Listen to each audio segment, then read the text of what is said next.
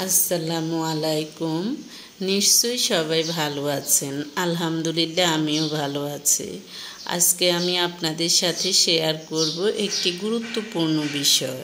হ্যাঁ, অনেকেই আছে আমি কিছুই পারি না, কিছুই জানি না। দেখা যায় যে হ্যাঁ, আত্মীয় স্বজন থেকে, হাজব্যান্ড থেকে টাকা চাইতেও লজ্জা পায় বলতে কি, দেখা যায় যে নিজের হাতে না থাকলে অন্যের কাছে চাওয়া যায় না। একবার চাইলেও তারপর দুবারের বেশি চাওয়া যায় না। প্রয়োজন দেখা যায় যে একটা ভালো জিনিস পছন্দ হলো, কিন্তু সেটা চাওয়া যায় না। হাজব্যান্ড হোক, আত্মীয় স্বজন হোক, ভাই বোন হোক, অন্য মানুষ তো বাদই দিলাম। তখন আপনি কি করবেন? হ্যাঁ, অনেকে এই আক্ষেপ নিয়ে বেঁচে থাকে, এই আক্ষেপ নিয়েই আবার মরে যায়। তাই বর্তমানে গুগল এত সুবিধা দিয়েছে, আপনি যেই কাজটা পারেন আপনি সেই কাজটা আপনার ফেসবুকে দিয়ে দেন, তখনই আপনি দেখা যায় যে আপনি ডলার ইনকাম করতে পারবেন।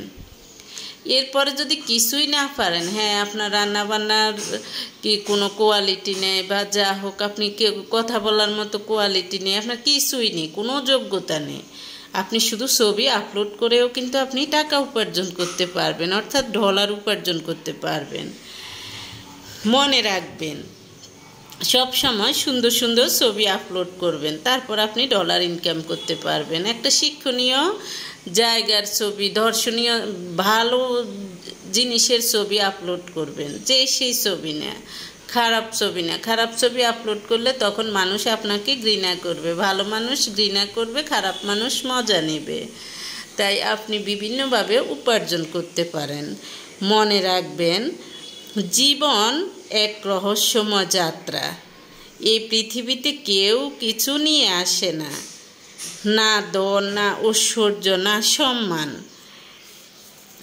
জন্মের সময় যে ড্রেস, মৃত্যুর সময়ও সে একই ড্রেস, অর্থাৎ এটা হলো সৃষ্টিকর্তার দেয়া ড্রেস। মানুষ জন্মগ্রহণের সময় যে শূন্য হাতে থাকে, মৃত্যুর সময়ও সে শূন্য হাতেই থাকে।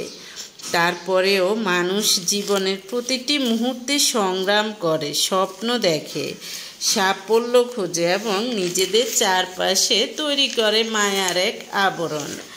এইসব নিয়েই মানুষের জীবন। আবার অনেক মানুষ আছে দেখা যায় যে অবৈধ পথেও উপার্জন করে সে তার জীবনকে সম্পদশালী করতে চায়। তাকে দেখা যায় যে বিশ্বের মধ্যে সে সম্পদশালী হিসেবে কততম, শ্রেষ্ঠ, না 1 নম্বর না 2 নম্বর, তাকে এভাবে প্রকাশ করতে চায়।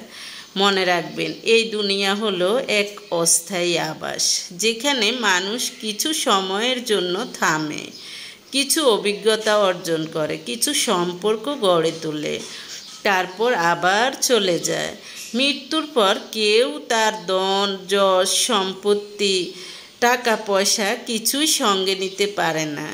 মানুষ যা রেখে যায় তা শুধু তার কর্ম, তার আচরণ আর তার ভালোবাসা। এগুলো যার থাকবে, দেখা যায় যে সে তার এগুলো যখন ভালো চর্চা করবে, এগুলোই হলো তার জীবনে কাজে লাগবে, তার কবরের জীবনেও কাজে লাগবে, আর অন্য কিছুই কাজে লাগবে না। আপনি যে ঘুষ খেয়ে, মিথ্যা কথা বলে বা বিভিন্নভাবে উপার্জন করে আপনি দুনিয়ার বাকিদের জন্য রেখে গেলেন, তারা দেখা যায় যে আপনাকে কেউ হয়তো বা মুখ ফুটে বলবে না, কিন্তু ভিতরে ভিতরে তারা আপনার যতই আপনজন হোক, সন্তান হোক, আপনাকে ঘৃণা করবে।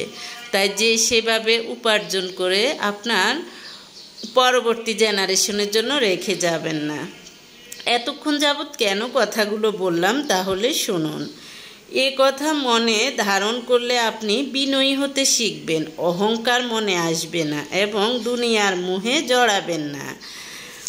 জীবনের সত্য সৌন্দর্য লুকিয়ে আছে ভালোবাসা, মানবতা, সহমর্মিতা আর আত্মশুদ্ধির মধ্যে। অর্থাৎ মানুষ মনে